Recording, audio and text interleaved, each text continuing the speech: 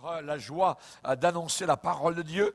Il y a un commandement qui a été donné à Jean, à l'apôtre, dans la dernière page de la Bible.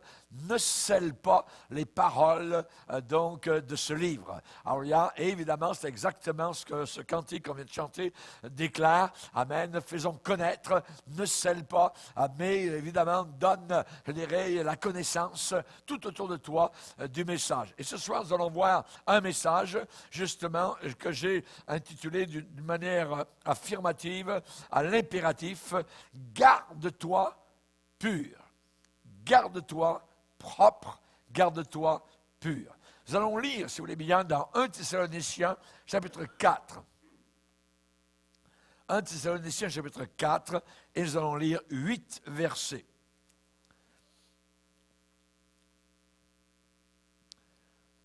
Au reste, frères, donc ici on s'adresse à des chrétiens.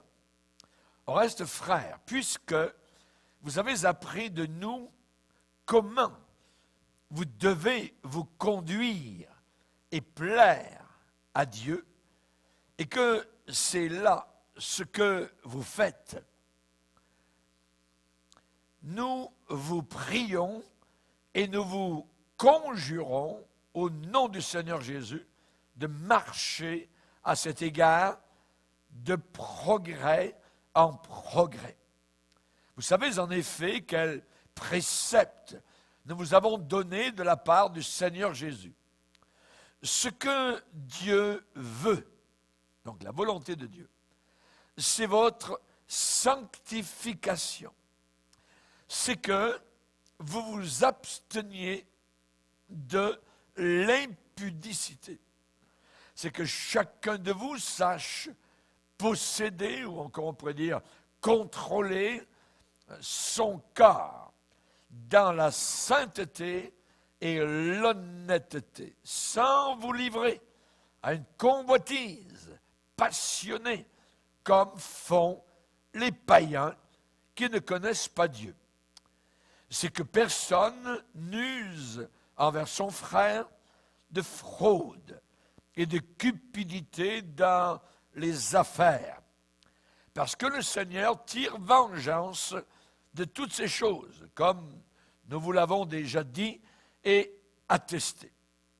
Car Dieu ne nous a pas appelés à l'impureté, mais à la sanctification. Celui donc, ou celle qui rejette ces préceptes, ne rejette pas un homme, mais Dieu, qui vous a aussi donné son Saint-Esprit. Amen. Seigneur, nous te bénissons pour ta parole puissante, qu'elle puisse retentir au fond de nos cœurs et avoir l'écho qu'elle avait du haut du mont Sinaï lorsque tu as parlé audiblement à tout le peuple d'Israël, plus de 2 millions de personnes. Nous te demandons ce soir, Seigneur, que ce ne soit pas uniquement la parole du prédicateur que nous entendions, mais ta propre voix au travers de l'enseignement. Nous te demandons ces choses au nom puissant du seul Sauveur, ici-bas sur terre, Jésus-Christ de Nazareth. Amen. Et tout le peuple dit Amen. On peut s'asseoir, frères et sœurs, chers amis. Garde-toi pur. Cela est très important. Nous vivons dans un monde d'impureté, vous le savez, nous sommes entourés d'impureté. Et la Bible nous avertit très souvent du péché d'impureté. Et c'est un péché terrible, je dirais, péché de la famille humaine, et très peu de personnes y échappent. L'instinct sexuel est l'un des plus forts dans l'homme. Et l'histoire des siècles, et la Bible même, nous montre et nous démontre que l'impureté a toujours été présente dans la famille humaine. À l'époque de Noé, il est dit, avant la catastrophe mondiale, que les pensées des hommes se portaient chaque jour uniquement vers le mal. tout ce qu'ils pensaient, c'était au mal.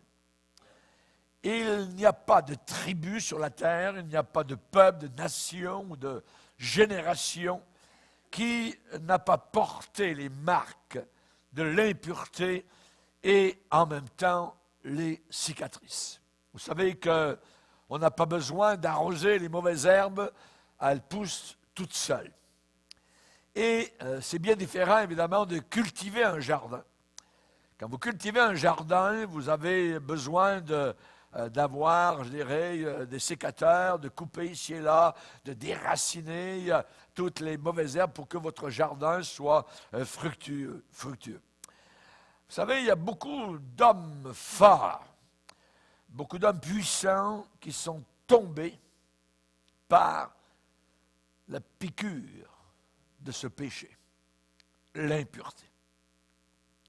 La pratique de l'impureté actuellement est grandement répandue. Et la Bible a beaucoup à dire à ce sujet-là. Et j'aimerais aujourd'hui vous entretenir vraiment sur ce sujet. L'Église a besoin, évidemment, d'entendre cela. Et pourquoi? Eh bien, parce qu'il y a des récompenses à une vie pure et propre. Et il y a en même temps une récolte pour une vie sale et impure. Je sais qu'il y a beaucoup de personnes autour de vous, et vous avez entendu, et même parfois, hélas, à l'intérieur de l'Église, des gens qui soutiennent ce genre de raisonnement en disant ce n'est pas mauvais d'avoir des relations sexuelles pour ceux qui ne sont pas mariés. Mais la Bible déclare que cela s'appelle l'impudicité. Et la Bible déclare dans la catégorie des gens qui n'entreront pas au ciel, les impudiques, les adultères aussi. La Bible dit que le mariage soit honoré de tous, parce que Dieu condamnera, jugera les impudiques et les adultères. Donc c'est très important. D'autres ont leur raisonnement personnel et ils disent que le sexe, il n'y a pas de problème, c'est à peu près pas plus, je dirais, dangereux que d'avoir faim. Ils disent c'est normal, donc, comme avoir faim. Mais la Bible a d'autres choses à déclarer, puisque la Bible est le livre de la vérité. Et dans Proverbe, il est déclaré qu'on ne tient pas pour innocent le voleur qui dérobe pour satisfaire son appétit quand il a faim. Et dans le passage, le contexte ici, c'est voler la femme d'un autre, voler la virginité d'une jeune fille, voler parfois la jeunesse à un enfant. Et la Bible dit que lorsque le voleur, ce genre de voleur, dérobe pour satisfaire son appétit, voyez, on ne le tient pas pour innocent. Donc, c'est bien différent de la faim.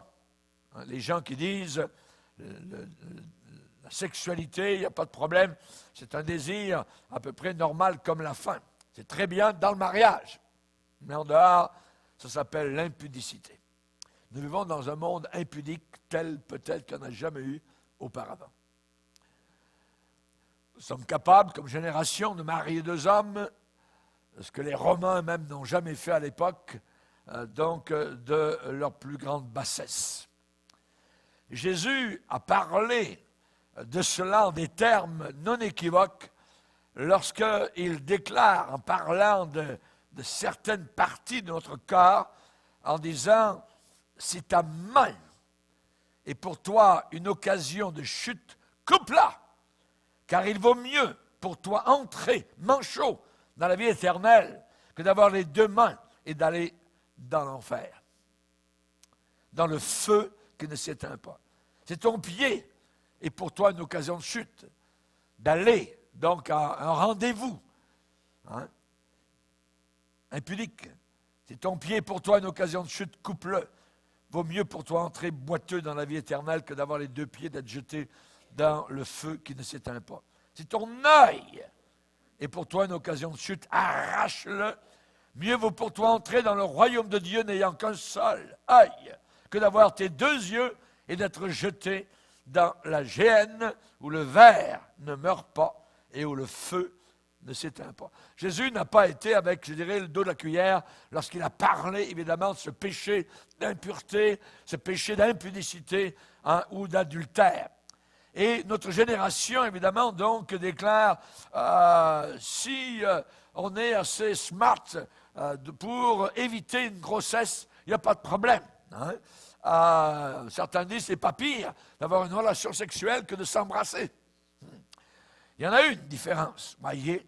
Et beaucoup de personnes, notre génération, rient et se moquent je dirais, par rapport à la défense de la pureté. Mais la Bible déclare que c'est un péché terrible. Et la Bible, comme certains le disent, ils veulent se couvrir en disant que la Bible, c'est un livre de superstition, un livre dépassé, un livre vieux jeu, donc on n'a pas besoin de s'occuper de la Bible. Et ils disent que c'est la science qui nous a éclairés et non pas la Bible. La philosophie moderne dans laquelle nous sommes, ça s'appelle le relativisme. On relativise toutes choses en disant « pour toi c'est mal, pour moi c'est bien », ainsi de suite. Ça c'est évidemment diabolique et satanique parce que la Bible déclare qu'il y a la vérité et qu'il y a le mensonge. La vérité, c'est Jésus. Il a dit, je suis la vérité. Et il y a le mensonge. Jésus a dit que Satan est le père du mensonge. Donc, nous avons besoin de faire très attention vis-à-vis de l'impureté. Garde-toi pur. Garde-toi propre. C'est très important pour ton bonheur. La Bible dit que tout ce que nous voyons autour de nous, c'est, je dirais, rapport sexuel. J'embarque avec toi, tu viens dans mon appartement, t'embarques ici, 3 ans plus tard c'est fini, 2 ans plus tard, c'est une autre femme qui arrive, le bonhomme est parti. C'est tout un micmac inimaginable dans lequel nous sommes, voyez. Mais il y a des conséquences. La piqûre de l'impureté est quelque chose de mortel. La Bible dit le salaire du péché, c'est la mort. C'est la mort, voyez. Dieu dit que c'est de l'immoralité et ça peut damner l'âme de quelqu'un à moins qu'il y ait repentance. La Bible dit on ne se moque pas de Dieu, ce qu'on sème, c'est ce qu'on récolte. Il y a beaucoup de gens qui se sont suicidés à cause, évidemment, donc de relations problématiques de cette manière-là. Et on ne peut pas défier les lois naturelles. La Bible dit, par exemple, 2 hommes ensemble, c'est contre nature. 2 femmes ensemble, c'est contre la nature que Dieu a donnée.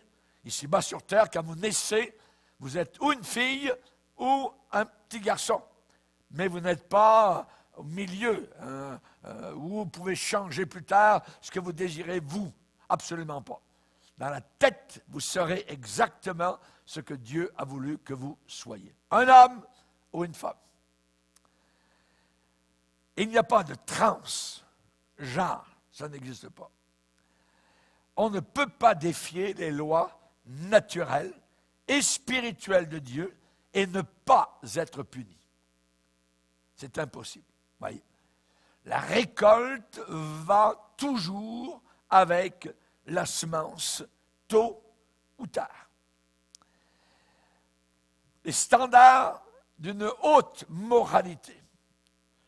Nos pays, généralement occidentaux, avaient, il y a de cela quelques décennies, une bien plus haute moralité que nous en avons actuellement.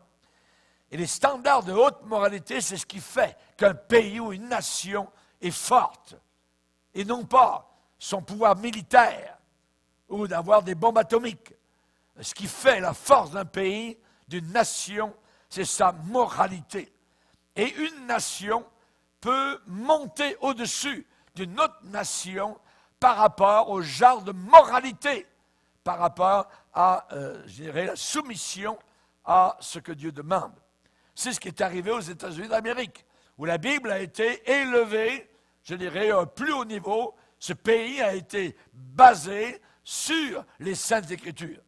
Les pèlerins qui sont venus d'Europe ont, en arrivant sur les rivages de Boston, donc du Massachusetts, ont pris la Bible et demandé que Dieu bénisse le nouveau pays et qu'il donne la liberté à ce pays. La Bible a été honorée, mais depuis, je dirais maintenant, une vingtaine, trentaine d'années, maintenant la Bible, on l'a mis de côté. Dans les cours de justice, les 10 commandements, les plaques où il y avait les 10 commandements de Dieu ont été totalement enlevés. On n'en veut plus. Nous commençons à vivre, donc, je dirais, une sorte de socialisme qui est en train de se métamorphoser en un communisme. Donc, où Dieu n'existe pas, où Dieu, donc, est mis totalement au rencard. Mais la Bible déclare qu'on ne se moque pas de Dieu. Et dans Proverbe, il est déclaré la justice, c'est-à-dire la droiture, la bonne moralité, élève une nation. Mais le péché est la honte des peuples. Le péché est la honte des peuples. Ça, c'est dans Proverbe 14, verset 34. Dans Proverbe 1er chapitre, verset 10. « Mon fils, si des pécheurs veulent te séduire, ne te laisse pas gagner. » On pourrait dire aussi, ma fille, si des pécheurs ou des pécheresses veulent te séduire, ne te laisse pas gagner. On ne se moque pas, je dirais aujourd'hui, pour nous personnellement, des principes de Dieu. Nous voulons nous y soumettre parce que nous savons qu'ils sont vrais et qu'ils nous apportent le bonheur. À l'extérieur, des paramètres, je dirais, de la parole de Dieu, c'est la misère, c'est le trouble, c'est évidemment donc le tremblement et la peur du jugement et ainsi de suite. Aujourd'hui, nous avons encore des jeunes gens. Et je pense que le seul endroit, c'est dans l'Église de Dieu, et pas n'importe quelle Église, dans l'Église du Seigneur, fidèle aux Saintes Écritures, où on trouve encore des jeunes gens purs et des jeunes filles pures. Ça existe encore. Mais la Bible dit que dans les derniers jours, les hommes marcheront selon leur propre convoitise. Et c'est ce que nous avons actuellement. Ils marchent selon leur propre convoitise. Et non plus, évidemment, selon les principes chrétiens que nous avons eus depuis des siècles. Et nous avons 3 grands ennemis, nous comme chrétiens. 3 grands ennemis qui travaillent dur, très dur, pour détruire nos vies personnelles, nos familles, avec le péché. 3 grands ennemis qui travaillent dur pour, je dirais, piéger nos âmes pour l'éternité. Premier ennemi, notre chair. Notre chair. Notre vieille nature, et nous l'avons encore avec nous, même si nous sommes sauvés, même si nous sommes nés de nouveau, notre vieille nature aime le péché. La vieille nature. Jérémie 17 nous dit que le cœur de l'homme est tortueux par-dessus tout et il est méchant. Et il est méchant. Jésus lui-même a dit c'est du cœur de l'homme que sortent les vols, les impudicités, les adultères, et ainsi de suite. C'est du cœur de l'homme, la chair, la vieille nature. L'apôtre Paul va dire ce qui est bon, je le sais, n'habite pas en moi, c'est-à-dire dans ma chair. Dans ma chair, qu'est-ce qu'il veut dire? C'est-à-dire dans mon être naturel. Dans mon être naturel, dans ma vieille nature, il n'y a rien de bon. Rien de bon. Il est naturel pour la chair de vouloir pécher. Ça, c'est naturel, très facile. Et les appétits de notre vieille nature demandent et réclament et désirent le mal. C'est la vieille nature. Et l'apôtre Paul va parler de cela et il va déclarer les œuvres de la chair. Ce que la chair fabrique, ce qu'elle fait. Les œuvres de la chair sont claires, manifestes.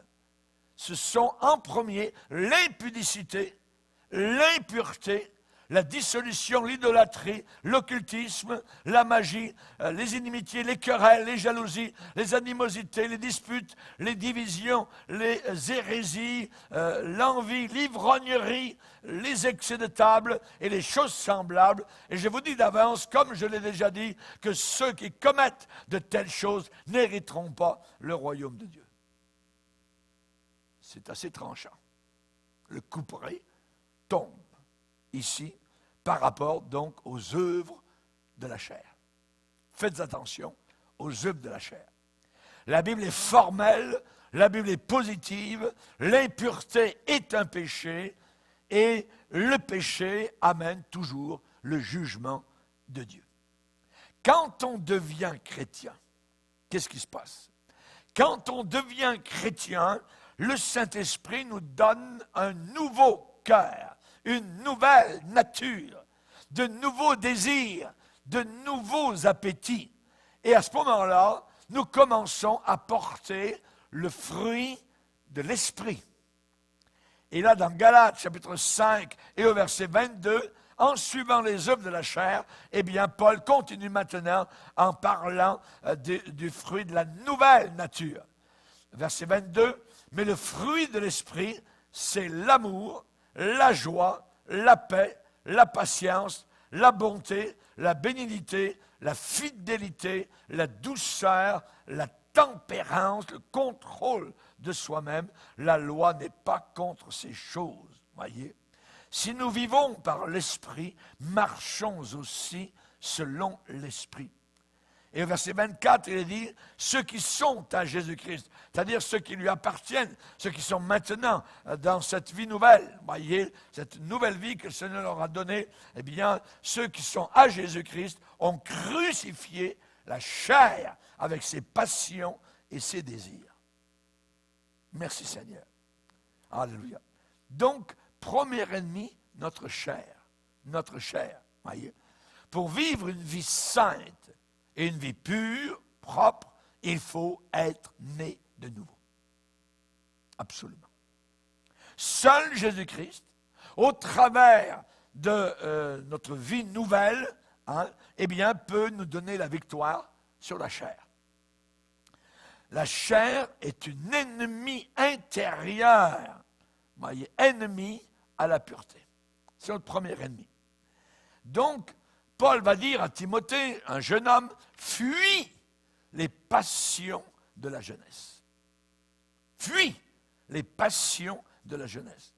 Et il va lui dire, si quelqu'un se conserve pur, P-U-R, pur, il sera alors un vase utile au Seigneur et propre à toute bonne œuvre. Se conserve pur, se conserve propre. Nous sommes plus que vainqueurs, pas par nous-mêmes, mais par celui qui nous a aimés. C'est par lui, et c'est toujours par lui, que nous ne sommes pas vainqueurs, mais plus que vainqueurs. Alléluia. Alors la Bible dit, c'est Jésus lui-même va dire, c'est l'esprit qui vivifie, la chair ne sert de rien. La chair ne sert de rien. La chair est utile à 0 plus 0 égale 0. C'est ça que Jésus a voulu dire. Alors, même s'il y a des personnes qui vont dire, moi je vais entrer dans une thérapie, je vais me réformer, je vais entrer dans un programme, ou alors je vais me joindre à une église, à une dénomination, ou alors je vais me faire baptiser dans l'eau, ou alors je vais prendre des résolutions nouvelles, ainsi de suite, voyez. Mais cependant, ces gens-là peuvent ne jamais avoir la victoire sur le péché. Parce que ce ne sont pas ces choses-là, ce n'est pas nos résolutions, ce n'est pas ces choses-là qui vont nous changer. Nous n'avons absolument aucune puissance sans Jésus. Aucune puissance sans Jésus. Et Jésus l'a estampé en déclarant, sans moi, vous ne pourrez rien faire. Tout vient de Jésus, passe par Jésus et va à Jésus. Alléluia. Merci Seigneur. Gloire à Dieu. Il est le seul médiateur. Que Dieu soit glorifié. La Bible déclare, faites mourir les actions de la chair. Et j'ai enlevé un petit mot à l'intérieur du verset. Faites mourir par l'Esprit. C'est uniquement par le Saint-Esprit que l'on peut faire mourir les actions de la chair. On va le lire, Romains 8. Romains 8. Verset 12. Ainsi donc, frères, nous ne sommes point redevables à la chair pour vivre selon la chair. Si vous vivez selon la chair, vous mourrez. Coupure d'avec Dieu. Mais si par l'Esprit, notez bien, par l'Esprit, par le Saint-Esprit, vous faites mourir les actions du corps, vous vivrez. Car tous ceux qui sont conduits par l'Esprit de Dieu sont fils de Dieu. Alléluia. Donc, ici, il est dit, faire mourir par l'Esprit les actions du corps. Regardez maintenant, en Romains 8, le verset 5. Ceux, en effet, qui vivent selon la chair s'affectionnent à quoi? Eh bien, aux choses de la chair. Tandis que ceux qui vivent selon l'Esprit, les gens véritablement spirituels, dans le véritable sens du mot, ceux qui vivent selon l'Esprit s'affectionnent aux choses de l'Esprit. Et l'affection de la chair, affection, ça veut dire aimer. Ceux qui aiment les choses de la chair, l'affection de la chair, c'est la mort. Tandis que l'affection de l'Esprit, c'est la vie et la paix. Alléluia. Car l'affection de la chair est inimitié contre Dieu, parce qu'elle ne se soumet pas. Elle ne se soumet pas. Tu n'es soumise. Parce qu'elle ne se soumet pas à la loi de Dieu et qu'elle ne le peut même pas. Or, ceux qui vivent selon la chair ne sauraient plaire à Dieu. Donc, ici, dans Galates et dans Romains, nous avons évidemment donc le dévoilement du premier ennemi que nous avons face à l'impureté, notre chair. Faites attention à votre chair, à vous-même, à la vieille nature. Hein? Donc, l'esprit est bien disposé, mais a dit Jésus, la chair est faible. La chair est faible. Donc, faisons très attention. Paul, rempli de l'Esprit de Dieu, a pu déclarer « Je puis tout par celui qui me fortifie, au travers de celui qui me rend fort. » Là, je puis tout, mais par moi-même, je ne puis rien et je ne suis rien. Rappelez-vous Salomon qui a commencé, on va dire, dans l'Esprit de Dieu et qui, à un moment donné, donc, béni par Dieu, choyé par le Seigneur, ça allait bien, tout ça, eh bien, il a pris du bon temps et il a voulu penser, il a pensé qu'il pourrait se donner des permissions, et ainsi de suite. Et il a fait des recherches avec la sagesse que Dieu lui avait accordée, et il a découvert quelque chose. Qu'est-ce qu'il a découvert? Ecclésiaste, dans le livre de l'Ecclésiaste, au chapitre 7 et au verset 25, il dit « Je me suis appliqué dans mon cœur à connaître, à sonder, à chercher la sagesse et la raison des choses, le pourquoi, et à connaître la folie de la méchanceté et la stupidité de la sottise. » Et voilà ce qu'il a découvert. Verset 26. « Et j'ai trouvé plus amère que la mort la femme dont le cœur est un piège et un filet, et dont les mains sont des liens, des chaînes. Celui qui est agréable à Dieu lui échappe, mais le pécheur est pris par elle. » Aujourd'hui, nous vivons dans un monde, je dirais, de convoitise, de mensonges, de faire à croire. Alors, il y a des des gens qui disent « Oh, mais c'est merveilleux, elle est belle, c'est la mienne parce qu'elle a une taille de guêpe. » Mais plus tard, cette même personne va dire « Pasteur, je ne savais pas que c'était une guêpe de taille. »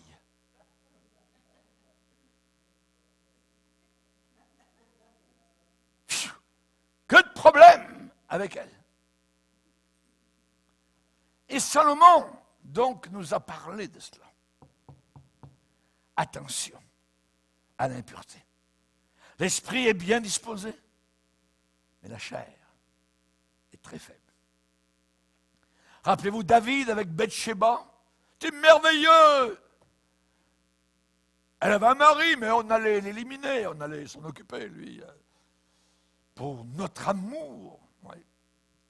Vous relirez le psaume 51 et le psaume 32. Un homme qui ne tient plus sur ses pieds, qui est tourmenté, qui ne dort plus, qui tourne et retourne dans son lit la nuit, sa force s'en va, il est quasiment malade, et il prie le Seigneur. Oh Seigneur, donne-moi un cœur pur, lave-moi, lave-moi. Voilà où ça mène. Rappelez-vous Samson avec Delilah. C'est merveilleux, c'est aussi un bel amour. Lui est un prédicateur, oui, mais il aimait le Seigneur, tout ça, puis le Saint-Esprit est avec lui. Puis même s'il allait dans les bars, même s'il allait coucher avec une fille, puis une autre, un autre soir, c'est merveilleux, Dieu est avec lui. Et vous savez comment ça a fini? Les Philistins l'ont eu. Parce qu'il a méprisé la patience de Dieu et le sérieux avec lequel il aurait dû servir le Seigneur. Et 2 yeux lui ont été crevés. 2 yeux crevés. Dans son physique. Mais ses yeux spirituels avaient déjà été crevés avant qu'on lui perce la pupille de ses yeux. Voilà où mène le péché d'impureté. Vous vous rappelez Absalom à Jérusalem? C'était merveilleux, il avait mis son père dehors, David. Et maintenant, c'est lui qui était le roi. Alors, il a fait venir pour montrer qu'il était vraiment le vrai roi et qu'il pouvait faire ce qu'il voulait. Alors, il a fait monter une tente et il a eu des relations sexuelles avec plusieurs filles sur le toit d'une belle maison de Jérusalem. Les gens ont dit, c'est quoi cette affaire-là? Jusqu'au jour où il a fini avec ses beaux cheveux entravés dans les branches de l'arbre, suspendus parce que son cheval était parti à la vitesse, poursuivi par les armées de David, et 3 javelots dans le cœur.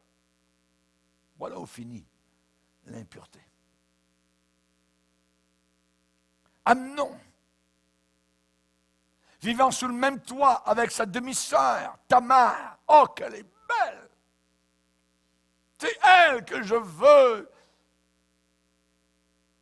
Comment allait-il faire pour assouvir sa passion sexuelle? Il a fait le malade, un mensonge. Il a fait venir la belle jeune fille, sa demi-sœur, pour qu'elle lui apporte un plat dans sa chambre. En apportant le plat, il l'a violée. Et ensuite, il a dit à ses serviteurs, « Mettez-la dehors! Mettez cette mauvaise fille dehors! » Jusqu'au jour où Absalom, le frère de la fille, a fait tuer Amnon. Le péché d'impureté amène toujours la mort. Voilà où ça mène. La Bible dit, celui qui sème pour sa chair moissonnera. Il y a une moisson. Moissonnera de sa chair la corruption. Mais celui qui sème pour l'esprit, pour les choses de Dieu, pour la Bible, pour une vie propre et pure, récoltera la vie éternelle dans les cieux. Alléluia. Notre chair, faisons attention. Nous avons un deuxième ennemi, vous le connaissez. Vous avez déjà croisé le fer avec lui. Satan. C'est le deuxième ennemi. C'est un ennemi contre les vies propres et les vies pures. C'est un ennemi puissant, vicieux, sans merci. Souvent dans la Bible, les esprits diaboliques ont un qualificatif attaché à leur nom, impur. Des esprits impurs. Jésus chassait les esprits impurs, nous dit les évangiles. Satan est un ennemi féroce contre la pureté. Et il séduit. Dès Genèse, chapitre 3, on dit qu'il était le plus rusé. Rusé. Ça veut dire astucieux. Rappelez-vous quand il s'en est pris à notre maître Jésus, dans Matthieu 4, dans Luc 4. Il est écrit ceci, Jésus. Fais un show, descends du temple, puis là tout le monde va te croire. Un séducteur, un rusé. Jésus n'a jamais embarqué. Satan veut détruire notre vie, notre âme et notre famille. Le seul refuge que nous avons, c'est Jésus. C'est lui. Au reste, fortifiez-vous dans le Seigneur et par sa force toute puissante, revêtez-vous de toutes les armes de Dieu afin de pouvoir tenir ferme contre les ruses du diable. Les ruses du diable. Le Seigneur, son désir, c'est de nous délivrer du malin. Dans notre Père, délivre-nous du malin. Seigneur, délivre-nous du malin. Et lui seul le peut. Car il a dit, tout pouvoir m'a été donné dans le ciel et sur la terre. Notre Dieu est capable de faire au-delà de tout ce que nous pensons, imaginons, même demandons. Il veut nous apporter la victoire sur la chair, sur le diable, sur les forces diaboliques et ténébreuses.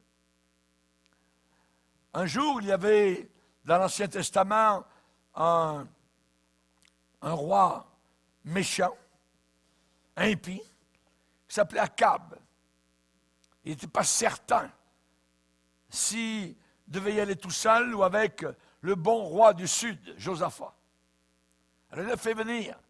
Il a demandé à Josaphat, est-ce qu'on ne devrait pas aller là-bas à Ramoth en Galade pour gagner une victoire contre les ennemis? Et tous les prophètes d'Akab ont dit, ouais, vas-y, monte, tu seras vainqueur.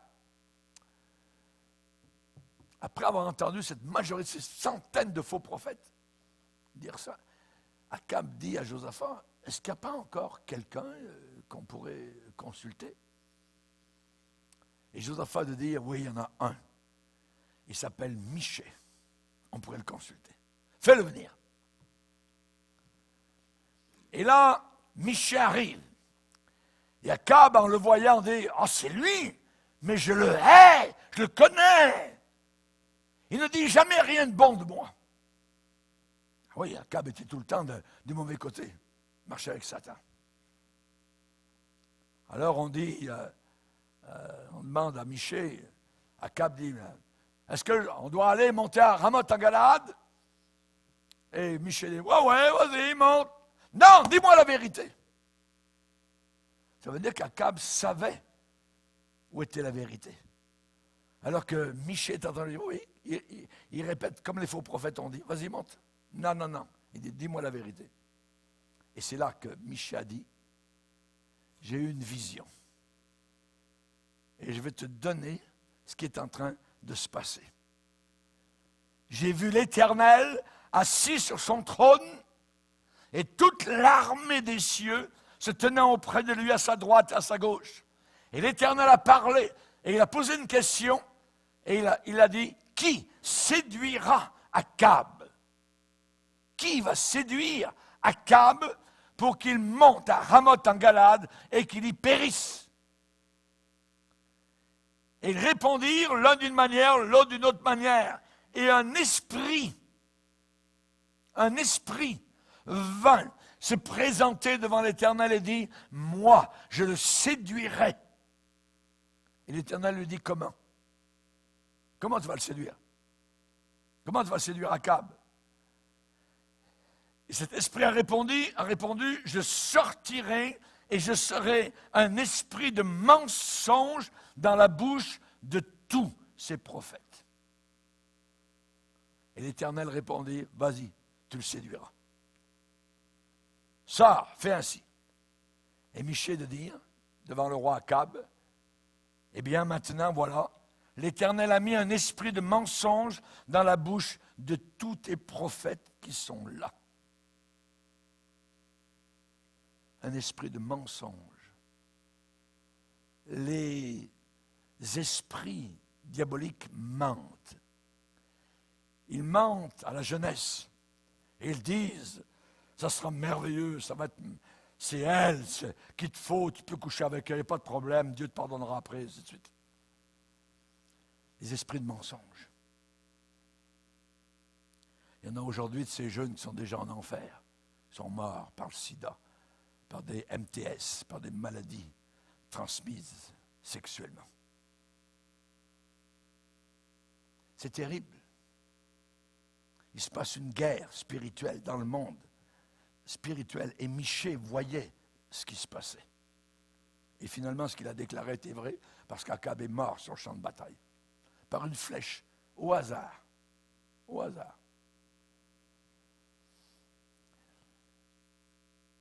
Troisième ennemi, on a vu le premier ennemi, notre chair. Deuxième ennemi, Satan, les esprits impurs. Troisième ennemi, le monde autour de nous. Dès que vous sortez de l'Église, vous entrez sur un territoire ennemi, appelé dans la Bible le monde. Jean dit, n'aimez pas le monde, ni les choses qui sont dans le monde. Si quelqu'un aime le monde, l'amour du Père n'est pas en lui. Aimez la mondanité. Et le monde, qu'est-ce qu'il comporte? Qu'est-ce qu'il comprend? La Bible dit, tout ce qui est dans le monde, la convoitise de la chair, la convoitise des yeux et l'orgueil de la vie ne viennent pas du Père, mais vient du monde. Et le monde passe et sa convoitise aussi, mais celui qui fait la volonté de Dieu demeure éternellement. Troisième ennemi, le monde. Le monde. Et la tendance du monde, c'est l'impureté. L'impureté. Il est populaire dans le monde de pécher. Si quelqu'un commet adultère, il n'y a pas de problème. Personne ne viendra vous dire, c'est pas bien que tu regardes la porno ou quoi que ce soit. So what? Si votre foyer est en train de se briser, de s'en aller en 1000 morceaux, qu'est-ce qu'ils s'en foutent? Très populaire dans le monde de pécher, d'être impur. Attention aux passions pour pécher, aux séductions pour pécher. Les œuvres de ce monde sont méchantes. Sont méchantes. Le monde entier gît dans le sang du diable. C'est ce que la Bible dit. Dans 1 Jean 5, 19, le monde entier est sous la puissance de Satan, du malin. Jésus a parlé du diable en disant qu'il est le prince de ce monde. Paul en parle dans 2 Corinthiens 4, 4, en disant qu'il est le Dieu de ce siècle qui a aveuglé l'intelligence des gens de peur qu'ils ne soient sauvés. C'est pourquoi il y a tant de résistance à venir dans un lieu semblable, entendre la parole de Dieu. Il y a une résistance diabolique. Ce que le diable ne veut absolument pas, c'est que les gens viennent s'asseoir pendant 1 heure, écouter la parole de Dieu, parce qu'ils pourraient être sauvés. Et il ne veut pas ça. Le Dieu de ce siècle. Paul l'apôtre a dit en Romains 12, ne vous conformez pas au siècle présent, au monde présent. Soyez des non-conformistes. Tout chrétien est un non-conformiste. Tout chrétien est un rebelle à ce monde. Ce monde s'en va dans une direction et le chrétien s'en va dans une autre direction. Sinon, si vous allez dans la direction du monde avec le monde, eh bien, vous n'êtes pas sauvés.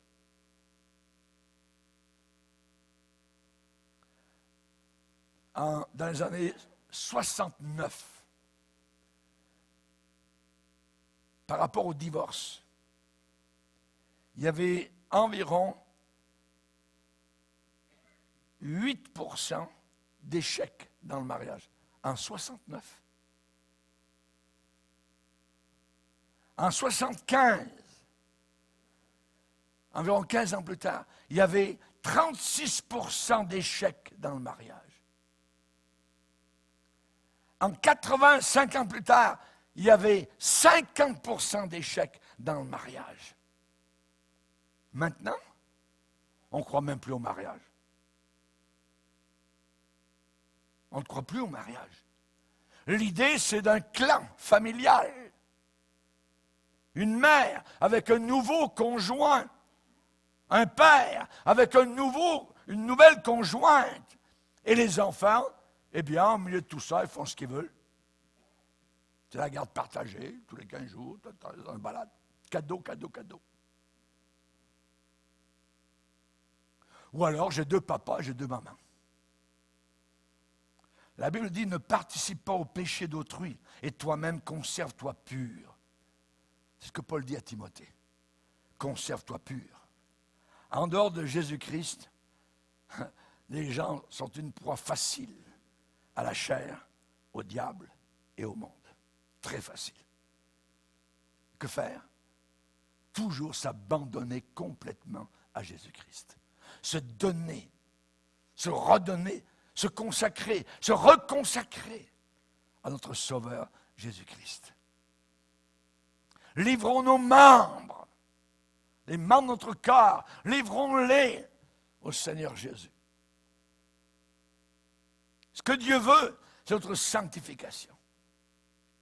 Paul a dit, je crains une chose et peur d'une chose, c'est qu'après avoir témoigné aux autres, prêché aux autres, je ne sois moi-même disqualifié. Disqualifié. Alors, je traite durement mon corps. Tough! Durement! De peur que je ne sois rejeté par le Seigneur, même après avoir prêché aux autres. Donc, passer dans le camp de l'iniquité, prêcher une chose et vivre autre chose. On appelle ça les ouvriers d'iniquité, onomos. Je ne me connais pas. Ouvrier d'iniquité. Mais on a fait des miracles. Mais on a parlé de toi. Je ne vous connais pas. La crainte de Dieu était dans le cœur de Paul. Elle doit être aussi dans notre cœur. Certains péchés, je dirais, de jeunesse,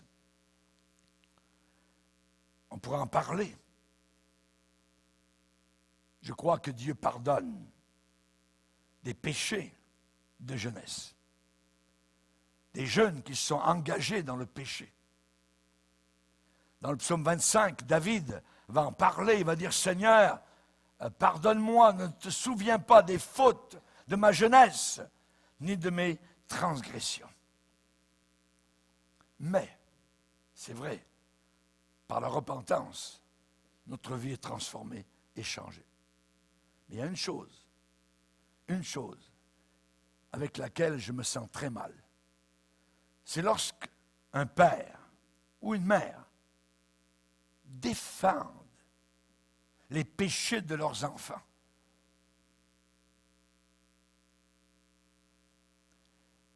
Ils ne les approuvent pas, mais presque. Oh, ils s'en sortiront. Oh, on a tous des moments de faiblesse. J'étais comme cela quand j'étais jeune, moi aussi. Ça, ce n'est pas du tout la manière et la façon de Dieu. C'est une très mauvaise attitude, parce que ce n'est pas vrai. Et ça conduit souvent des jeunes à des regrets à vie. Et même, ça peut aller jusqu'au jugement éternel. dans le livre des Proverbes, il y a quelqu'un qui a été averti. Et ensuite, on lui a dit, fais attention parce que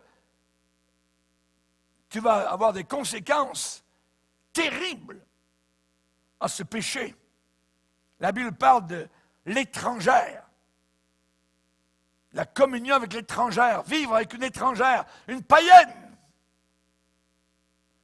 de peur que tu ne gémisses près de ta faim. Ça veut dire que tu vas mourir à cause de cette relation inique dans laquelle tu te trouves. De peur que tu ne gémisses proche de ta mort quand ta chair et ton corps se consumeront et que tu ne dises à ce moment-là, comment ai-je pu haïr la correction? Comment mon cœur a-t-il eu du dédain pour la réprimande? Et comment ai-je pu ne pas écouter la voix de mes maîtres, ne pas prêter l'oreille à ceux qui m'instruisaient?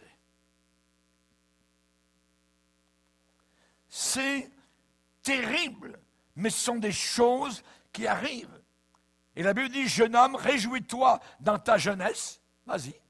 Livre ton cœur à la joie pendant les jours de ta jeunesse. Marche dans les voies de ton cœur, selon les regards de tes yeux, mais sache que pour tout cela, Dieu va t'appeler en jugement. En jugement. Vous savez que Dieu ne passera pas par-dessus des versets semblables. No way.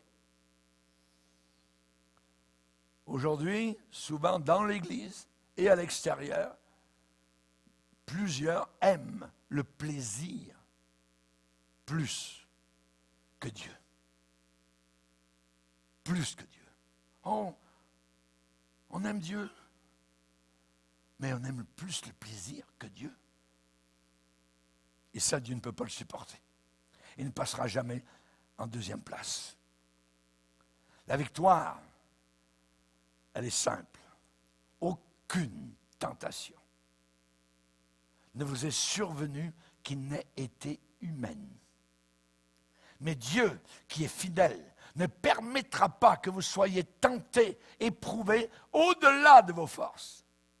Mais avec la tentation, il préparera aussi le moyen d'en sortir afin que vous puissiez la supporter.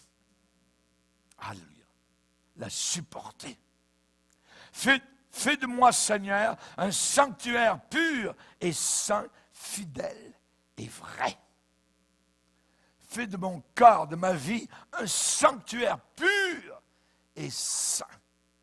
Pur comme le diamant. Quand j'étais jeune, il y a un petit livret qui m'a beaucoup marqué. Le titre était simple.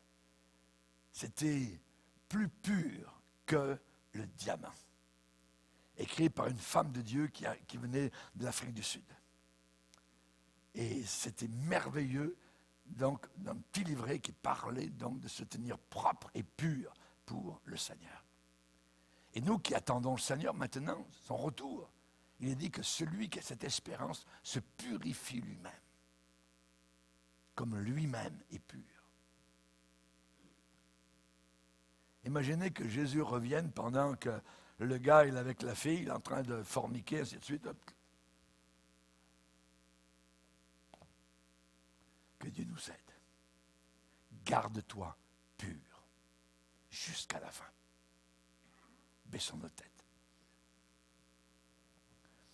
Seigneur, merci. Merci, Seigneur, pour ta parole.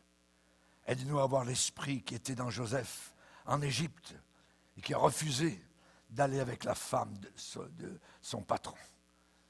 Nous te bénissons, Seigneur, car tu es le Dieu qui va nous aider, comme tu as aidé Daniel à Babylone, qui a résolu de ne pas se salir avec les mets que le roi de ce monde offrait. Nous te bénissons, Seigneur Jésus, car nous sommes à part. Ce que tu veux, c'est notre sanctification. Et comme Paul a dit aux Thessaloniciens, ceux et celles qui rejettent ces préceptes ne rejettent pas un homme, mais rejettent Dieu qui les a donnés. Et ce n'est pas une mince chose, une mince affaire que de rejeter le Sauveur et le Créateur. Seigneur, nous voulons nous soumettre à ta voix. Nous voulons obéir. Job a recherché la sagesse. Il a dit la sagesse, c'est s'éloigner du mal. Seigneur, merci pour ce que nous entendons et que nous puissions à la fin, je dirais, de ce monde dans lequel nous sommes, que tu puisses nous garder toujours purs et propres. Dans le nom merveilleux de Jésus. Amen. Et tout le peuple dit Amen. Gloire à Dieu. Alléluia. Que Dieu soit béni. On va se lever.